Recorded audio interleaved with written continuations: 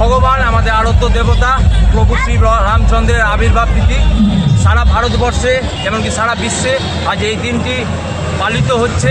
সেই সাড়ম্বরে আজ আমরা কালীচকবাসীও সেই শোভাযাত্রায় আমরা প্রথমে আমাদের পাগলা শ্মশানে হনুমানজির পূজা হয়েছে এবং আমাদের রামনবমীর পূজা হয়েছে এবং এই পূজা রামনবমীর যে শোভাযাত্রার অংশ থাকে সেই অংশ হিসাবে আমরা কালীচকের সমস্ত সনাতনী আমরা এখানে অংশগ্রহণ করেছি এবং এই শোভাযাত্রায় আমরা সবাই পা মিলিয়েছি এবং আমাদের খুব সুস্থভাবে এবং সভ্যভাবে আমাদের আজকের এই শোভাযাত্রা চলছে। আমাদের এই শোভাযাত্রা চলবে, এই শোভাযাত্রা সুলতানগঞ্জ পর্যন্ত যাবে এবং সুলতানগঞ্জ থেকে আসার পথে রাধা গোবিন্দ মন্দিরে আমাদের সমস্ত ভক্তবৃন্দের জন্য নরনারায়ণ সেবার আয়োজন করা হয়েছে। এই আপনাদের ইলেকট্রনিক্স মিডিয়ামের মাধ্যমে আমি জানিয়ে দিতে চাই, সমস্ত কালীচকবাসীকে জানাই রামনবমীর শুভেচ্ছা, প্রীতি ও শুভেচ্ছা। ধন্যবাদ।